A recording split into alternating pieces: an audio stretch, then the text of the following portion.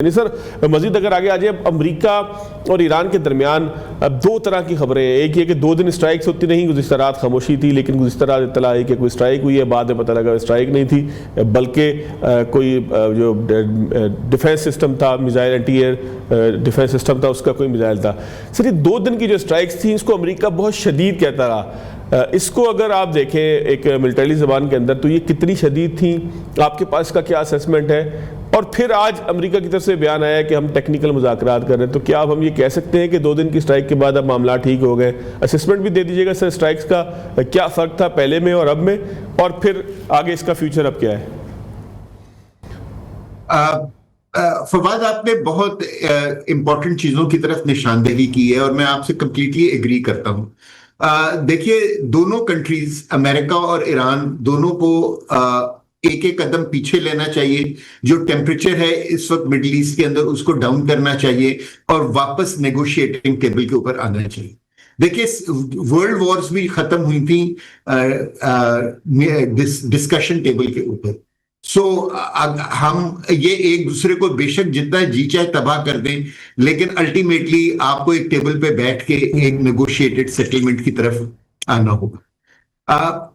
America को advantage ये हासिल है इस जंग में फवाद के अमेरिकन टारगेट्स बजाते खुद ईरान हिट नहीं कर सकता है, क्योंकि ज्योग्राफिकली अमेरिका बहुत दूर है। ईरान जो है ना, सिर्फ अमेरिकन एसेट्स जो हैं या अमेरिकन बेसिस जो हैं, क्या कहते हैं, गल्फ कंट्रीज में, उनको अटैक कर सकता है। अगर आप ये देखें कि जब आप उन टारगेट्स को हिट करते हैं जो कि वो अमेरिकन एसेट्स हैं, लेकिन वो एक मुस्लिम कंट्री के अंदर है, और इजराइल की हमेशा से ये कोशिश थी कि ईरान के खिलाफ जो ये जंग लड़ी जा रही है, ये एक कोलिशन वॉर होनी चाहिए। जैसे पहले हमने देखा कि इराक और कुवैत के अंदर कोलिशंस गई और उनको सक्सेस हासिल हुई, लेकिन मेरा ख्याल है कि गल्फ कंट्रीज ने और पाकिस्तान जैसे मुमालिक ने बहुत सेंसिबली इस जंग के अंदर मुस्लिम कंट्रीज को इन्वॉल्व नहीं होने दिया। लेकिन इस तरह के अटैक्स जो हैं जब आप करते हैं, तो आप मजबूर कर देते हैं उन कंट्रीज को कि वो जाके उस जगह खड़ी हो जाएं जहां उनको खड़ा नहीं होना चाहिए। मेरे ख्याल में अमेरिका और ईरान दोनों ने पिछले 3-4 दिनों के अंदर बहुत इमेच्योरिटी का एक मुजाहरा किया है। ईरान को उन शिप्स के ऊपर बिल्कुल अटैक नहीं करना चाहिए था, और अमेरिका को इन रिटेलिएशन ये बॉम्बिंग नहीं करनी चाहिए थी। ये जो हमने पिछले 72 आवर्स में जो एक्टिविटी देखी है फवाद, इसमें एक चीज बहुत क्लियरली नजर आ गई है कि ये जो कॉम्बेटेंट्स हैं, इनके दरमियान कोई communication channel at the operational level नहीं है। कि देखिए, अब जो छोटे छोटे इंसिडेंसेस होते हैं, आप उनके लिए प्रेसिडेंट्स और प्राइम मिनिस्टर्स को तो नहीं रिंग करें, आप जनरली उनके लिए जो लोकल कमांडर्स होते हैं उनको रिंग करते हैं। मेरे ख्याल में पासदारान और जो अमेरिका की जो सेंट्रल कमांड है, उनके दरमियान एक हॉटलाइन होनी चाहिए, ताकि जो अगर कोई छोटे मोटे इश्यूज हो रहे हैं, आप इनको इस जगह रिजॉल्व कर लें, और ये जो छोटे इश्यूज हैं एक बड़े कॉन्फ्लिक्ट के अंदर नहीं, they should not blow out into big conflicts. मेरे ख्याल में सर एक चीज की मुझे अगर इसमें वजाहत भी दे दें आप, कि ये जो आपने हॉटलाइन का लफ्ज इस्तेमाल फरमाया, आप जाहिर है कि ये हम लोग तो भी जंगों के से वाकिफ ही अभी हुए हैं। 2025 में यहाँ हम किताबों में पढ़ते थे 65 की जंग, और फिर कारगिल हमने थोड़ा बहुत सुन लिया जब हम बहुत छोटे थे।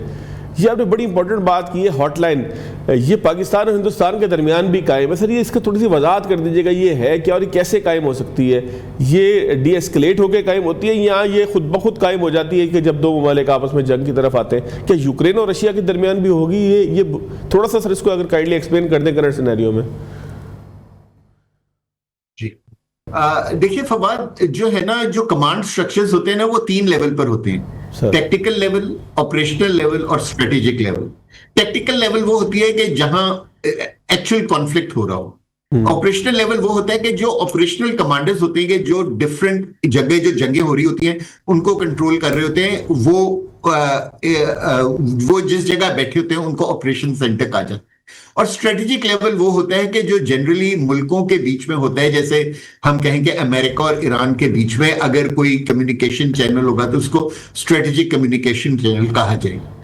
जो टेक्निकल और ऑपरेशनल लेवल के ऊपर जो आप एक दूसरे से बातचीत करते हैं वो एक जनरली हॉटलाइन होती है। हॉटलाइन एक डायरेक्ट लाइन होती है, यानी कि आपको डायल नहीं करना पड़ता। आप जब फोन उठाते हैं तो दूसरी साइड के ऊपर घंटियां बजनी शुरू हो जाती हैं, जो कि इंडिकेट करती हैं दूसरी पार्टी को, जिसको आप को कांटेक्ट करना चाहते हैं, कि आपके पास कोई एक ऐसा इशू है जिसको आप